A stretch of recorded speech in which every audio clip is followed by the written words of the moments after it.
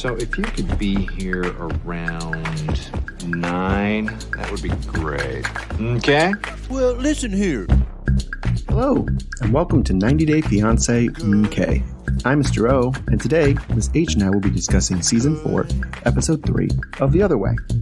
In this episode, Kris gets to Colombia and can't stop staring at Jeyme. Danielle has some ideas about how Yohan can pull his weight around the house. Nicole persists on going to Egypt despite all of the protests from herself. Isabel talks things out with her friends at a very gay bar. Rishi's mom has a bunch of brides lined up for him, and we meet Debbie, whose son doesn't think much of her much younger artist boyfriend Osama.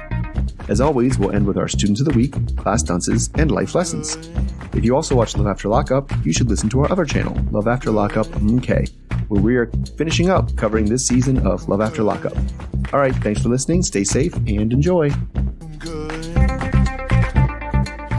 Mr. O. Hello, Miss H. How are you on this fine President's Day? Oh, doing good because I didn't have to. Not only did I not have to go to work today, tomorrow is a delayed opening, so I can have parent-teacher conferences, which don't happen.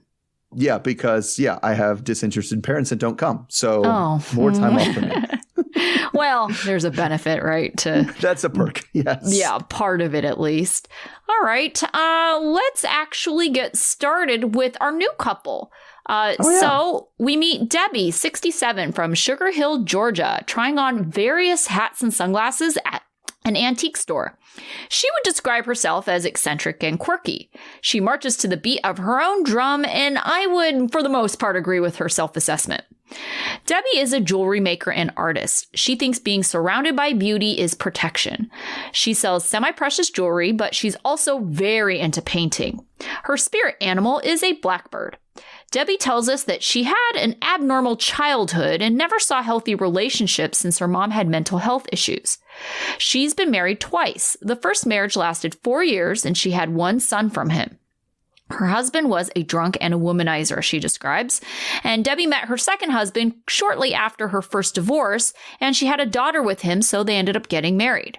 Her second marriage lasted 23 years, and after all those years of marriage, Debbie started to get suspicious because her husband started to travel more for work.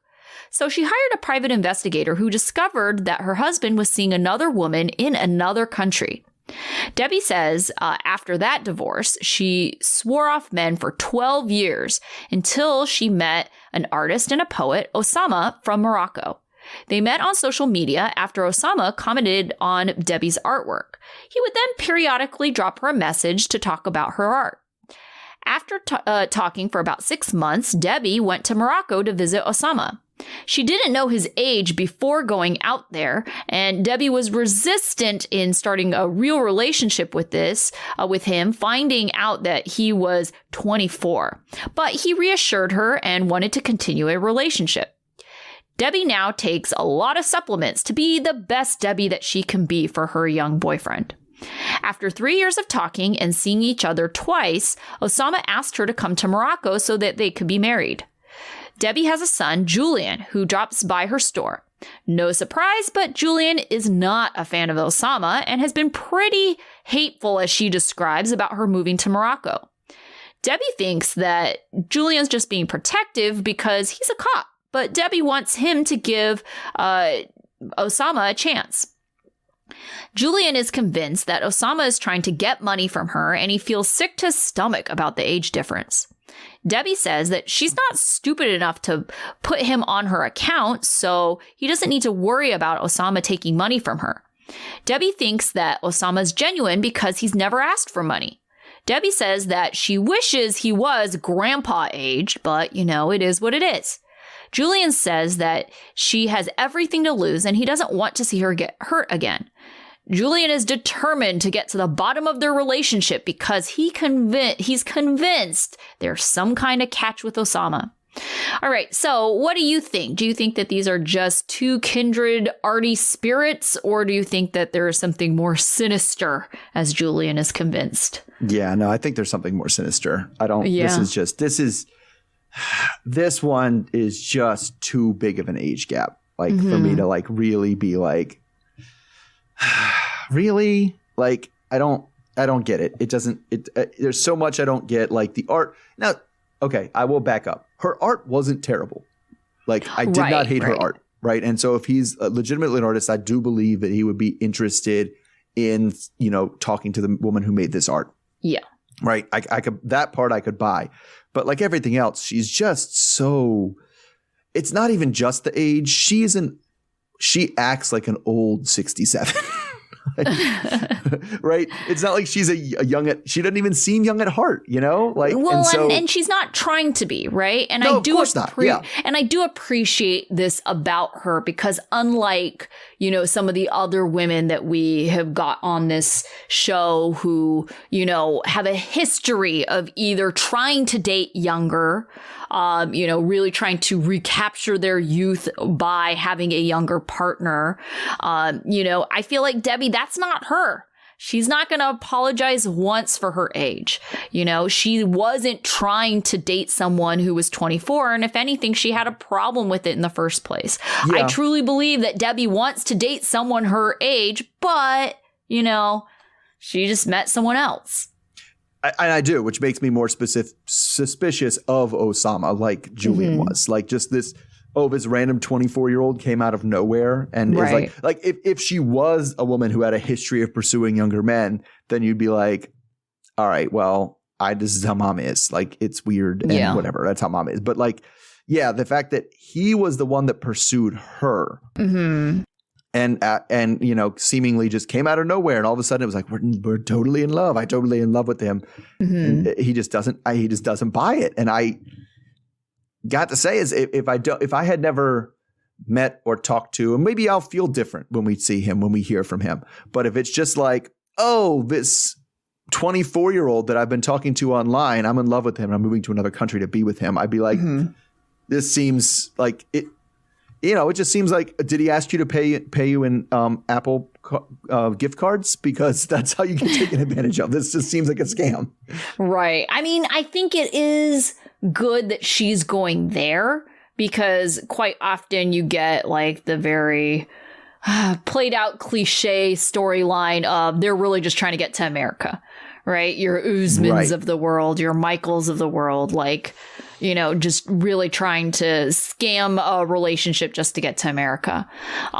It would be interesting, I think. We'll see it play out how much of their lifestyle she'll actually be funding. Is he the one supporting her?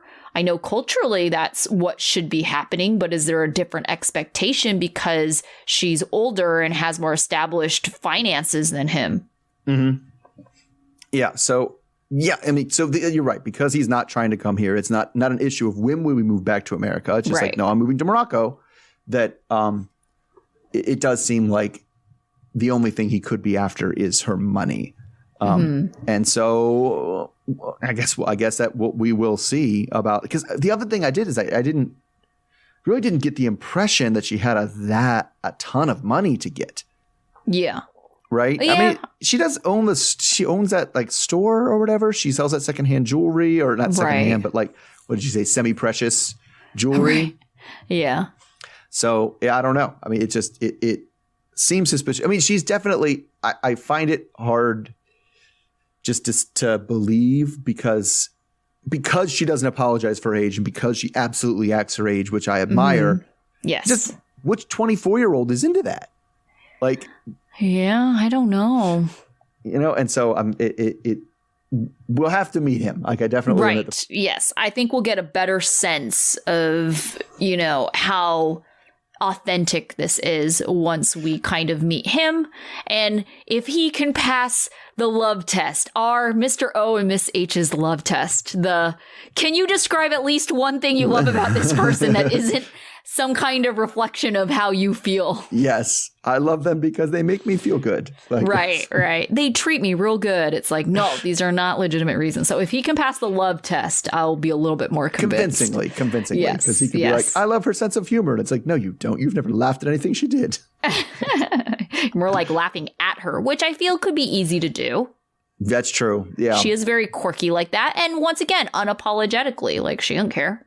Yeah, but I also feel like she's like, I don't care if you're laughing at me. But I'm gonna do what I'm gonna do. I'm gonna wear my silly hats and be Debbie. Yeah. Yeah. So we'll see how that works out for her. All right, so let's go move on to a couple that, well, at least one person that isn't as confident going through the world as themselves. That's Kris and Jeyme. So we see Kris on the plane.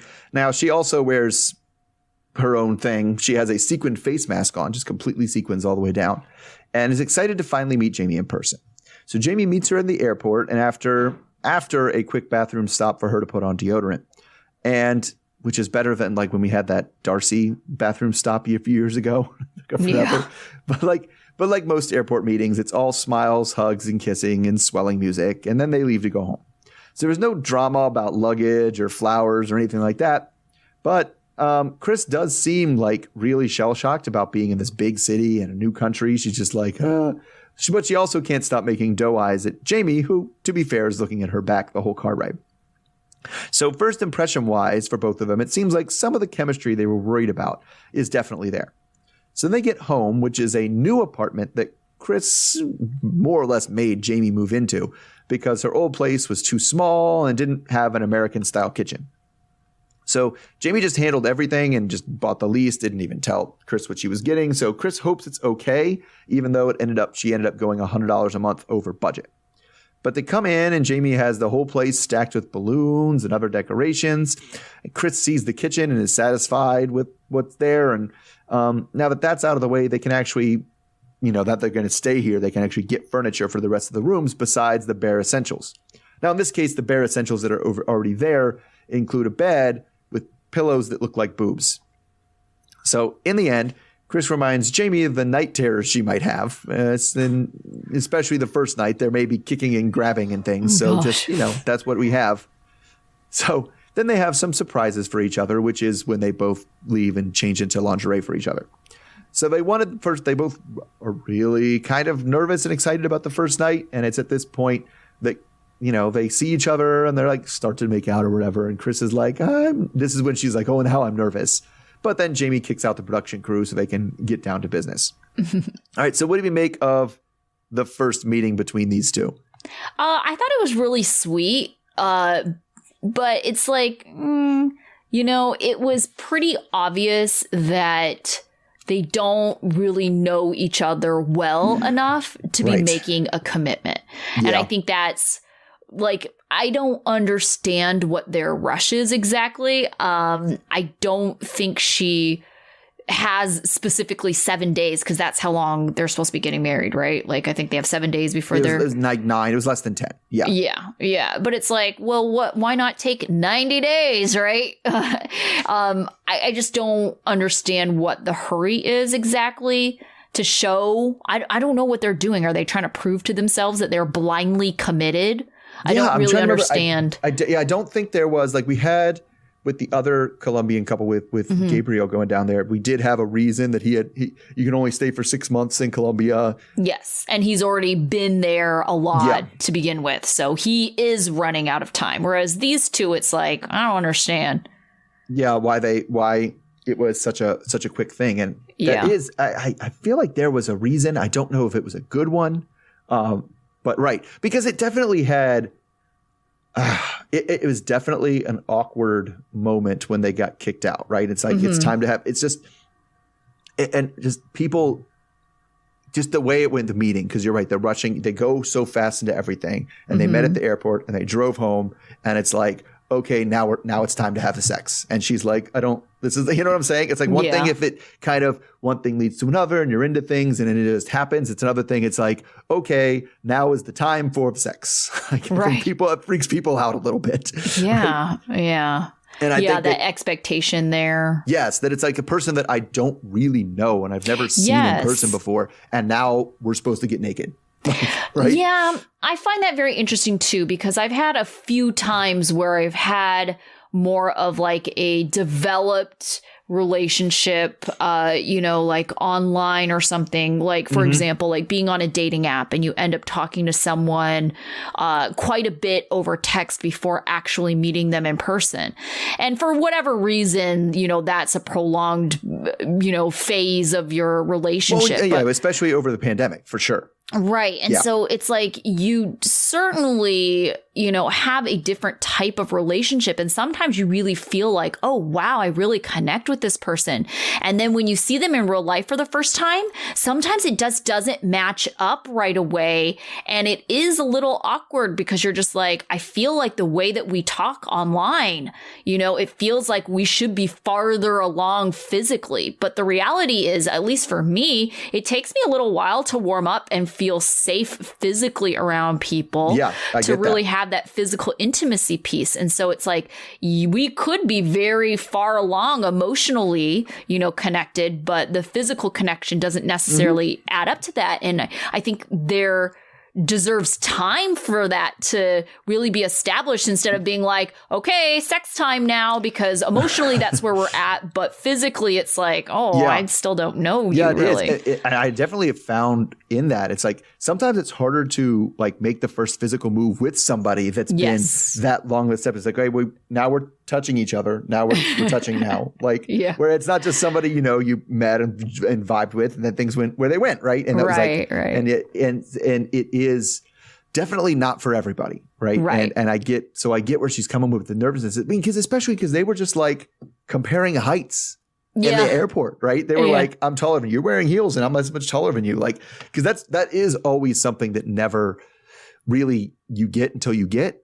Right. Yes. Until you meet somebody, you're vibing with them. And I'm not saying people should be rejected or be judged on their height or anything, but it's definitely, it can throw off your expectations for somebody. You had a certain expectation and it's just different. And it's not wrong. It's not bad. It's not good. But it's just like, this doesn't feel like I thought it was going to feel immediately. Right. The way I see it is like more like the physical, right? You can send someone a bunch of pictures, but it's like, is that really a true representation? I think it's like near impossible to really get a physical vibe from someone with even the most robust series of pictures. Absolutely. Yeah. Totally. You never, there's always something like you can't really tell about like being in a room with somebody. And it's just like, different things. Right. Definitely. Okay. Let's move on to Danielle and Yohan. So Danielle and Yohan are having a beer while talking about finances. Danielle apologizes for being so harsh about the butcher shop critique that she had from the day before. She says that she just doesn't understand his math because it doesn't appear like his business is really making any kind of money. Yohan says it will make money in the future. He knows it, but that's not good enough for Danielle. She wants to know what would need to happen for him to not want to lose any more money and actually quit the business. And Yohan thinks that the business needs time to grow and he's just not willing to give it up because he wants to be his own boss. He thinks that Danielle is just being impatient and she just needs to wait and then it will make money. But Danielle tries to tie down a date that the business needs to be profitable by before they throw in the towel. But Yohan is reluctant to even agree to talk about 9 months. Later, they go to look for apartments, and Danielle hopes to find the perfect apartment that isn't too expensive. Her wish list is a 2-bedroom, 2-bath, dishwasher with a washer and dryer, a pool, parking, and a terrace. And, she doesn't think that's a lot to ask for. Geez, can I get that? That sounds awesome. I know, right? Also, what struck me is like the lady is from New York. She has to know that some of these things are unreasonable, right? Yes, she has to. Imagine asking for those things in New York. Good Lord. Yeah, I know, right? So they're looking in at expat or touristy places. So they're modern, but, recognize that they're more expensive. So they look at a place that has all the things that she wants and they get quoted about $2,000 a month, and Danielle asks if Yohan can help contribute. And Yohan ends up offering about $90. Danielle asks if he's willing to contribute in other ways, like by cooking and cleaning. And Yohan thinks, well, she's at home more, so shouldn't she do all the housework? But Danielle says that she's at home more because she's going to be working. Danielle knows she will feel resentful if she's the one who ends up bankrolling their life and he's not doing much to help. Yohan doesn't think that doing things for him, like cooking, should feel like a job. And Danielle thinks they need to look at more options. All right. So who do you think is being more unreasonable here? Do you think that Yohan is being more unreasonable by sinking money into this business without really any plan for, how much money he has to give? Or do you think that Danielle is more unreasonable by wanting Yohan to contribute more to rent or contribute in other ways? She's definitely ridiculous if she thinks he's going to be able to pay half the rent, right? That's absurd. But I do think he's unreasonable with I'm just going to do this business as long as I feel like doing this business. Like, you have no plan about what your metrics you need to make, what we're looking at, what the goals are for your business. It's none of that. That's not reasonable either. Now, I think she's an awful communicator in terms of making him feel bad, because everything she does is not suggestions, it's not things. It's just like she just talks to him like he's a freaking idiot, and she clearly thinks he's an idiot. Well, because wouldn't you kind of think so too if someone is being so stubborn about just sinking all of their money really into this business that's not profitable? Yeah, I would not have good feelings about it, but you could talk to them like she talks to him like he's a child. Yeah. I think that might be the teacher side, right? Yeah, maybe. But I as a teacher I try not to talk to people like they're children. I'm like, okay, if there's just a different way of approaching it, a different way of speaking to them that's not like, okay, well, let's sit down with the book and see what's going on. Okay. I think it helps that we teach older students too. 100%. Yeah, for sure. For sure. I'm just like, I teach like basically college kids. Yeah, same. And so I think that's part of the reason he's so stubborn is because he was like, oh, if you're going to treat me like a child, I'm not going to cooperate with this conversation. But I did like laugh at the part where he was like, so cooking dinner for your husband is a job? And she was like, yes. That's the part where I thought he was being unreasonable. Yes. Yeah. The idea that labor isn't labor because you're doing it for me, that's love. Ridiculous. Yeah. It's still labor. Like, you're still working. Right. I don't see this going well, because she even recognizes that she will feel resentful if he doesn't start to financially contribute. And I just don't see Yohan wanting to financially contribute. I think he has a history of this, right? With the peanut incident. It's like he just very much takes for granted that whatever financial mistakes he makes from now on, she'll just foot the bill. And so if that means sinking money into this, business that's going to go nowhere, it's fine. He has her to rely on. She's going to pay the rent. She's going to, give them the place to live. She's going to make the money.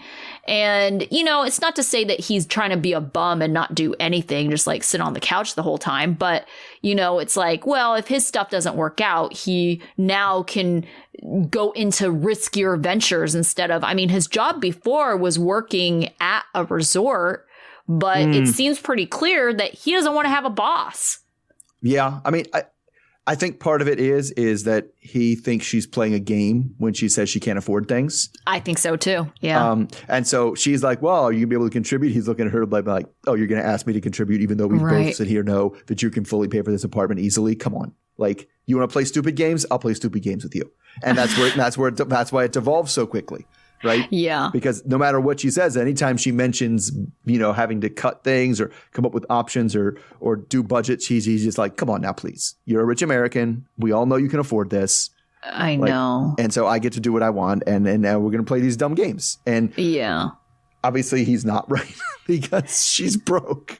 Yeah. I don't know. I find him to be so frustrating, like with his assumptions of how much money she has and just being very stupid with money. He's really proven on this show, or at least they've highlighted his poor financial decisions, starting with the peanuts. Yeah, the peanuts and then this one. And it's hard to tell whether he really has a plan for me because I haven't seen him this much. I've only been through this. Whether he really has a plan that he just doesn't want to share with her because she's pissing him off. Yeah. Or if he really is just like, it's going to make money because I want it to make money. So I don't understand why you're worried about it. Like, shut up. You got to give people time for word of mouth. That's going to take like a year.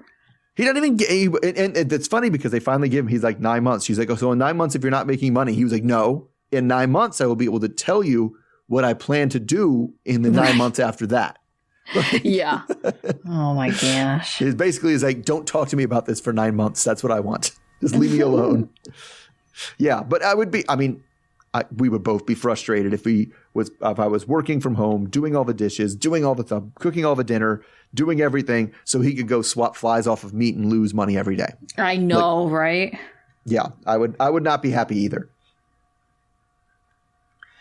All right. So moving on, let's get to Jen and Rishi. So Jen is packed and ready to get to India, and she's packing up her mom's old wedding dress for the trip.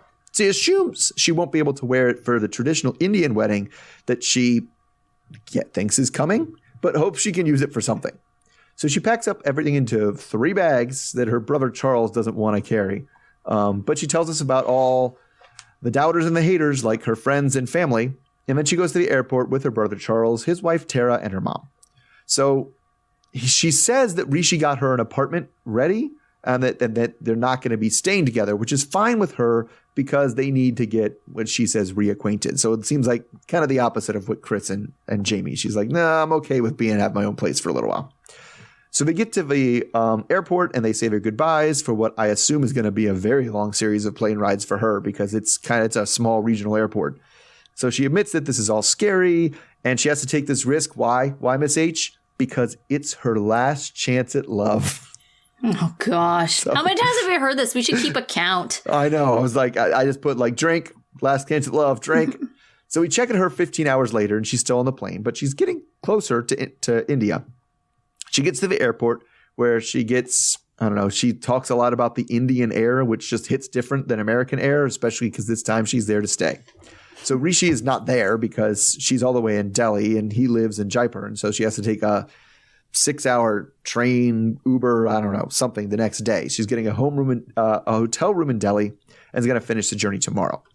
So that's all we hear from her. And then we switch over to Rishi, who is having dinner at his joint family home. So they kind of have this, kind of apartment-ish place with different rooms. And there's 5 family members that live there, uncles, cousins, things like that. And his mom, since his father passed away, Rishi is now like the primary man of the house.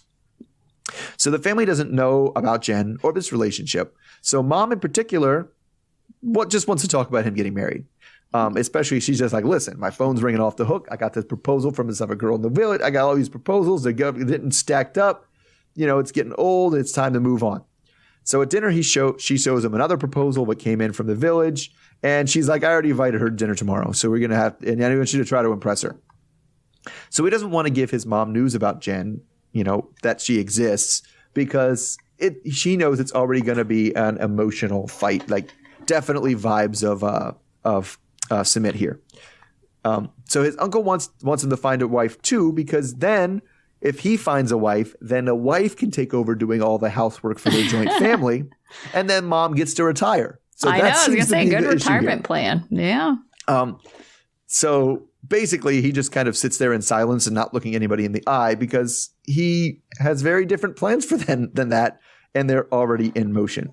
Okay, this just looks like a freaking train wreck coming down the track, right? I don't see any way this goes remotely well for anyone. No, the fact that he hasn't told his family, I think is very telling. Yes. I don't know if it's going to be as dramatic as Jenny and Summit, but along the same lines. It's the same kind of story. Right. It's almost the feel same like story. Mom is going to disown him, try to push some other arranged marriage onto him.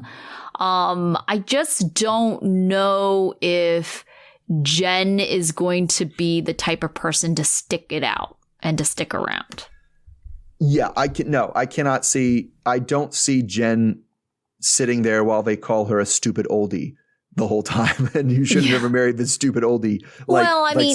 She didn't understand what they were saying. Jen didn't. Right. Yes. And at least Jennifer isn't as old as Jenny. Yes. But still, this is going to be frowned upon.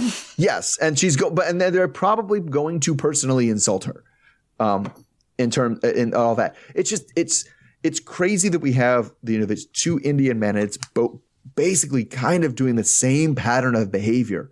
Where it's like, if you knew that something was going on that was kind of against the culture and against the thing, I feel like you'd want to kind of slow roll it, open that door a little bit, peek it open, get everybody upset, peel that door open a little bit farther, let them know that there's a woman you're talking to, let them know the thing, and kind of don't. Right. But instead, both of them took the same tack of like, let's just not say anything at all. Like, what about when we get married? He's like, let's not say anything about that either. Let's just never say anything. Okay, well, let's hope it's not as bad as Summit, where, he brought Jenny to stay in the family home as he was sneaking up to her room in the middle of the night, and Mom is befriending her because she is so naive to think that this is just a random American friend trying to immerse herself into the Indian culture, right? Because is Rishi going to live with Jennifer? Like, is he going to, just play it off like, here is my American friend. She is just learning about Indian culture. Like, how is he going to explain this? Well, we already know that she's not staying with them, right? Yeah. He did get her a separate place to stay, but I think she's going to be introduced as a friend. Absolutely. Yeah. And it's just like, there's no way it can end well. Like, there's no way you can get there if you all of a sudden just are like, oh yeah, I'm married to this American now. Like, that's going to be such, they do it to the point, and I understand it's so culturally frowned upon anyway. And that it's just like, man, just to drop it all at once means like you're just blowing up everybody's life. Right. And it's like, man, that just seems like, if this is what you want to do when you want to do something that's got to be frowned upon, this is the worst way to choose to do it. And they both did it. Like, I feel like it's crazy. The only two Indian men we've seen are both did it like this. Yeah. But, now that we're kind of talking it out, it's like, oh yeah, this is almost exactly like Jenny and Summit. The only difference is like maybe a good 15 years. Well, and the fact that they haven't married him off yet. Yes. This is like Jenny and Summit before, like version 1, the version that we never saw. Right, exactly. Mm-hmm. Yeah. All right. Let's move on to Gabriel and Isabel. So Isabel is meeting up with friends Samuel and Mateo to talk about Gabe moving to Colombia in a few days. She met her friends a few years ago, and she actually met Gabe through Samuel. Samuel met Gabe in Colombia and offered to show him around, and then Gabe just kind of joined the friend group. They're planning a panty surprise for Gabe, just kind of in passing, different colored panties. And then Isabel, she mentions that she appreciates her friendship with Samuel and Mateo because she feels like she can be very open with them because, they're gay and they're like, just really open, talking about other sexual things.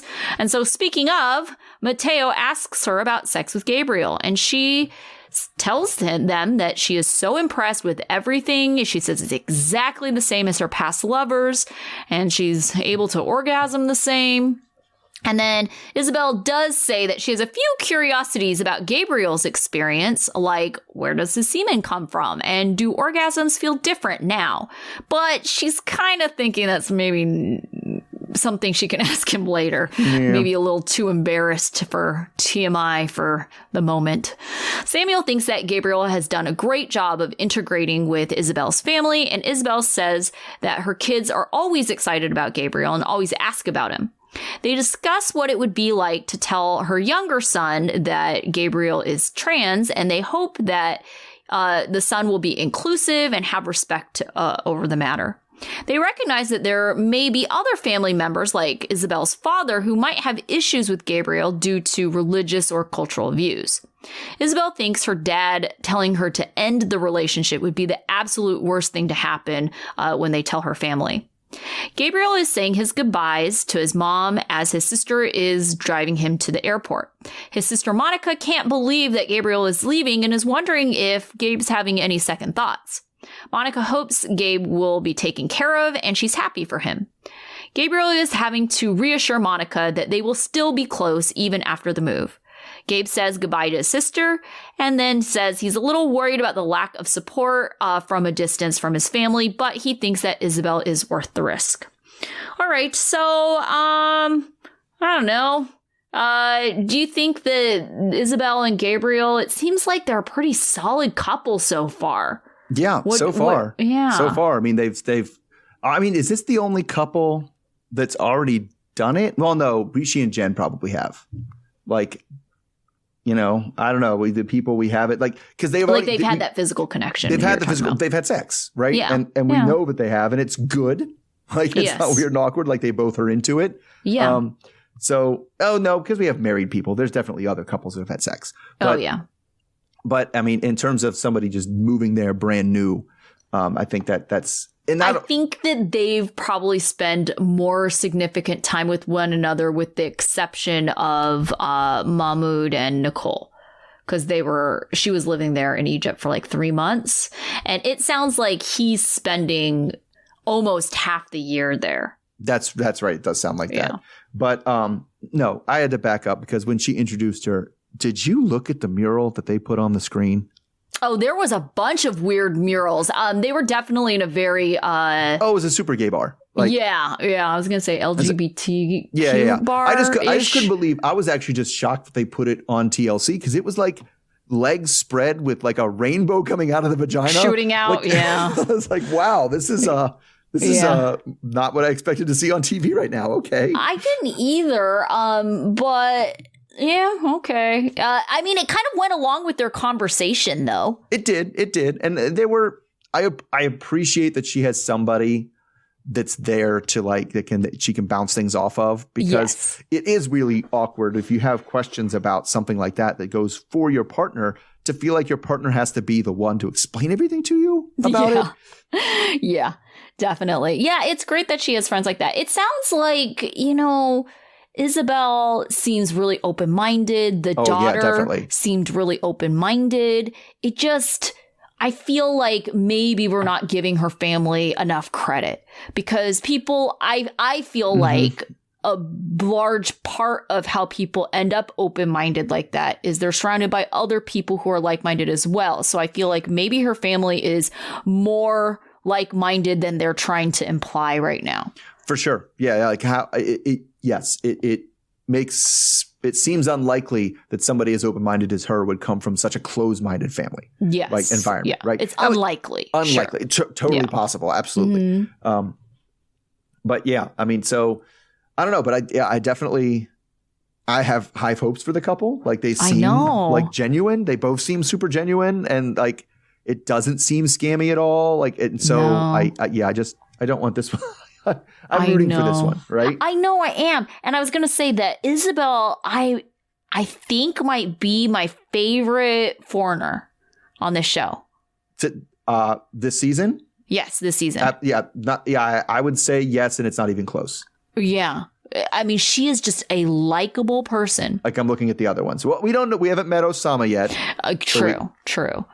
But of the ones that we've met, yeah, absolutely. Yeah. I do have high hopes for them. Don't let me down. Don't become garbage people right when we sing your praises. I can still have high hopes for them. And if they disappoint me, I can say, I'm really disappointed. I have high hopes for them. Yeah. All right. So I'm going to go on to the one that I really don't have high hopes for at all. Yeah. That's Nicole and Mahmoud. Right. So Nicole is trying to pack up, and she's getting help from her parents, who are coming down from Idaho with some movers. So it's starting to sink in that she's actually going through with this. So her parents, Harold and Wanda, show up, and before long, they talk about her situation. They've helped her move a bunch of times, and Harold wishes that she was moving closer back to Idaho and not farther away to Egypt. It's just so far away, and that they won't be able to help her if anything goes wrong. So Harold thinks that if she really loves Mahmoud, that she does really love Mahmoud, but getting married, I don't know. It kind of sucked for them. They found out she got married because somebody saw it on their Facebook. Yeah. And they were like, hey, we saw your daughter got married on Facebook. So it was she was a little underwhelmed with this wedding when it happened because they like basically had to run down to like the office or whatever it was happening. And somebody else was getting married. And they're like, oh, yeah, can we get on that and sign our papers too? So Harold asks if she was considering becoming a Muslim. And she was like, I am a Muslim. She converted 2 days before they got married and because she wanted, if they had children, that both their parents would be the same faith. So she was led to believe that the only thing you had to do to be a Muslim was say, that Allah is the only God and Muhammad is his prophet. That's it. That's it. You just say that and you believe and you say that and you say it's true, then you're Muslim, done. But turns out she wishes she knew a lot of things beforehand because there's a lot more to it than that. So at this point, she basically follows none of the rules of Islam. And Mahmoud is okay with that for now because, he's just of that she'll come around eventually mindset. So she's really, really upset about the proposition about wearing a hijab. She said she did it for a little while. She took it off and she's never putting it on again. So she kind of, it seems like she really takes that as a symbol of Mahmoud trying to change who she is. So then she stops talking to her parents so they can get to work packing. So then we switch to Mahmoud and meet him, and he's 30 and lives in Cairo, and he manages a fabric store, which he's been doing since his teenage years. And it's also where he met Nicole. He says she's sweet, crazy, and strong. So he actually had things about the love test that goes on. So he loves her, but their cultures are starkly different. He says the most important thing for him is his religion and then his family. So he talks over with his brothers about Nicole coming to Egypt, which he never thought would happen again. He thought she was gone for good. He actually thought they were broken up, in fact. So he tells his brothers that the relationship is strong now, but they butt heads a lot over cultural issues. So brothers say that he is young and lacks experience, which is how he kind of ended up in this situation. So his brother Ahmed has been married for 12 years to a Chinese woman. So he's really like kind of looking, how do we bring a foreign woman into our culture? So he's looking for advice from him. So then, of course, the subject of the clothes come up, and Ahmad says, you need to be her teacher. And if you teach her correctly, what she thinks are constraints now, she'll come to see as benefits, which, okay. But they both think they really do have that mindset of, just if you give it time, she'll adapt and she'll just come around to our way of thinking. So then we skip a little bit forward while Nicole is leaving from a hotel room that she's been staying at so her parents can take her to the airport. So she's already out of her apartment and she was staying in a hotel for a few days. So she seems like she's not exactly sure that she wants to go through with this or that it'll work at all. There's just so much different, and she feels like it really does feel like she's psyching herself out here. She even talks about how much she hates grocery shopping there, but she's not really making. So she has all these reasons, but she's also not making the case at all about why she should be trying to do this. Besides, Mahmoud is there. So fast forward again, and Mahmoud is getting in a car with his cousin Ibrahim, who's driving into the airport to get Nicole since Mahmoud doesn't know how to drive. So he hopes that this time she'll be able to accept the rules that he has in Egypt. So they meet outside of customs with a great big hug. She wasn't sure she'd be allowed to hug him because she doesn't know what the rules are. But he says that's normal at the airport. So he's glad that that she has a lot of luggage because that makes him think that she's actually going to stay there and didn't come just like with one small suitcase. And of course, within a few minutes of getting there, he asks her, could you please button up your jacket because your shirt is too small? Which I don't know. I took to mean like her shirt was riding up and you could see her stomach. And so he was like, close. So then it's going to be a fight. So she calls him rude for just telling her to button up her jacket. And he's just trying to be like, let's just power through long enough and don't fight here. We can fight in private. All right. So my goodness, like, is there in any way at all that their expectations for how things are going to go match up? No. Even a little bit. No, I mean, it hasn't so far. So how is it magically going to change? I mean, just even with the clothes alone, it's like, I feel like he tells her one thing You know, like, oh, it doesn't matter. Like, we won't fight about clothes. Like, you can wear what you want. You just need to do this. And then she complies, and then he changes the rules on her.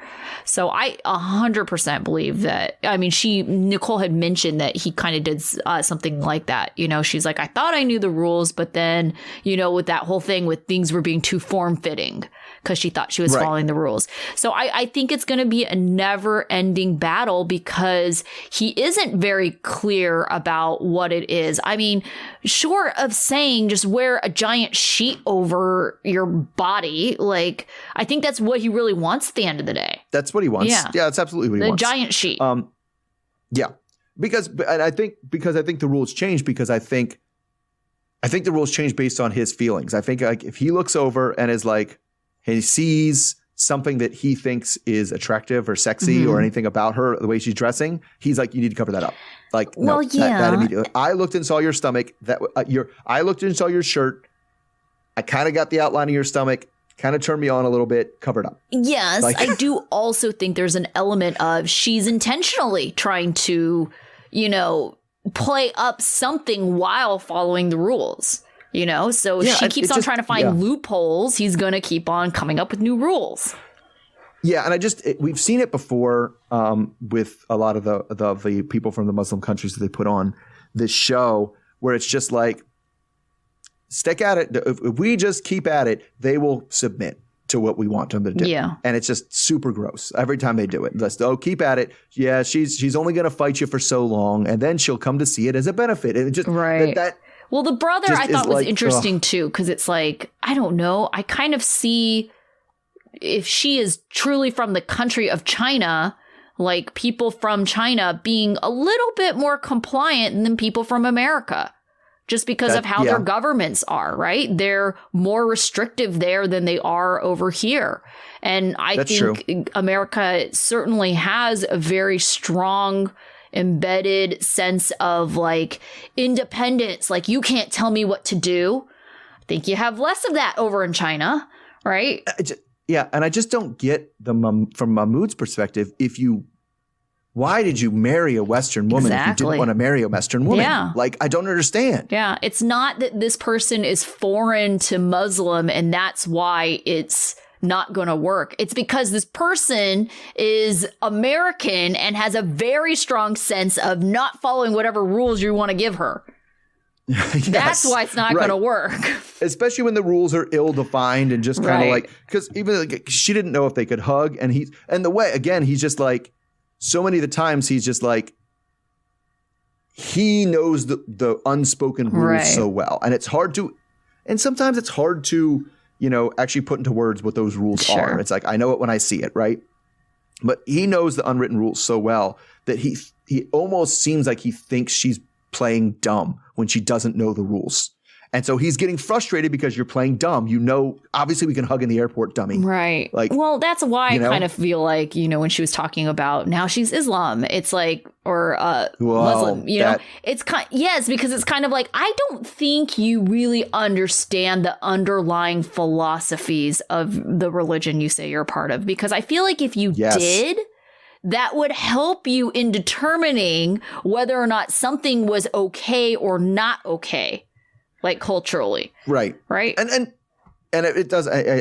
Somebody pointed out to me, it's like, it does bother me a lot. And it seems incredibly disrespectful to religion to be like, well, I thought the religion was beautiful, so I joined it. And it's like, did you know what you believe? Right. Do you know what you're professing to believe? Do you know what that religion entails? Do you know the any of the, like, did you study it all, or did you just take a random oath? Because that's what it sounded like. Yeah. Or did you like, that mosque is pretty, so I'll convert to this religion. That insults me, like, on behalf of people of faith, like, to do that. It's like you're professing faith in something that you don't even know what you're professing. Right. That's crazy. Yeah, definitely. And so, I was very bothered by that on her end. But just, the Mahmoud and all the brothers just be like, because it's another one where I feel like we've seen so many people like this that are just like, well, no, of course not. Obviously, you know, that of what they're supposed to dress or how they're supposed to act. That it's just, but both of them have the expectation. That's what I was getting back from the beginning. Both of them feel like this trip is going to go where oh, great, the other person's finally going to bend towards me a little bit more. And they're not, but both of them think that what's going to happen is the other person's going to give. Yeah, definitely. All right, so I think we've seen all of our couples, or do we have one more? Oh no, we've seen everybody. Okay. That's everyone. Debbie was the last one. Okay, so we have saw all of them this episode. So out of the group, out of everyone, who was your student of the week? I went with Jeyme. Okay. Because it's a meeting. That's always an easy one. Mm-hmm. And Kris told her some like pretty tough things. Like, so we sleep in this bed tonight. I might karate chop you. And she's like, okay. And she had the house set up and she got the apartment set up. She did fine. So give it to Jeyme. Yeah. I went with Isabel. I mean, we already said she's our favorite foreigner at this point. I like the friends and company she keeps. They all seem really great and it seems like they're going to be real supportive and welcoming of Gabriel. So I went with Isabel. Uh-huh. I mean, so class dunce, I actually went with Danielle. Just because it makes me wonder why she's with Yohan, because I know, right? She doesn't seem to respect him or think much of him or think of him as a partner at all. The way she talked down to him, I thought was really bad. So I was like, why are you in this relationship except for as a way to escape the United States? Right. Yeah, I know, right? I went with Mahmoud. I get the sense that, he's kind of telling Nicole things are going to be different because he's trying to get her back there. But the reality is that, I mean, we saw it in like the 2 seconds that they like were there, the reunion. It's like, no, things are not different. You just said that to get her here and you're, going to be working on trying to deceive her to keep her there like as long as possible. I just think that's just a dumb move. Yeah, but it does seem to be their MO. Just like get her here and keep her here as long as possible, and then figure it out later. She'll do what you want. Yeah. All right. What about your life lesson? So my life lesson was that, and this goes to Nicole. You shouldn't do something if you can't even actually articulate any of the reasons that you want to do it. Sure. And all you're doing the whole time before she left, all we heard is, this is why I shouldn't do this. This is why I shouldn't do this. I'm so afraid. I'm so scared. I hate it there. I don't want to go. He's going to tell me to change my clothes. And then like, but why should you go? She was like, but, he makes me feel like something. I don't even know. I couldn't even come up with, she didn't even actually say any reason she should go. It sounded more so like, well, we're married and I feel like we should try. Yes. Yeah. That was pretty much what it boiled down to. It's like, oh, okay, so you want to make more mistakes because of the first mistake you made? Right. Yeah. Just sunk costs. Yeah. Right. Yeah. Okay. So my life lesson is kind of thought of because of Kris and Jeyme, but there's a reason why you shouldn't commit to marrying someone before meeting them in real life. So things like the other person's height don't shock you. Like you should know about those things. Like before you commit to them. And even if you do know about those things, it's tough to get it without seeing it. I could tell you I'm 5'1". Yep. I'm 5'1". I'm really short. I'm 5'1". And then you see him and you're like, wow, you're really short. Yeah. I was like, yeah, I know. You're like, or that's a really tall 5'1" or that's a really short 5'1". People wear it differently. It has to do with like your posture, like, for sure. what you're wearing. So, yeah. How you carry yourself, things like that. Okay, so we are just getting started with this group. Almost everyone has made it to their respective countries. So we will be back next week then. We'll see everybody next week. Okay, until then. All right, bye. Okay, bye.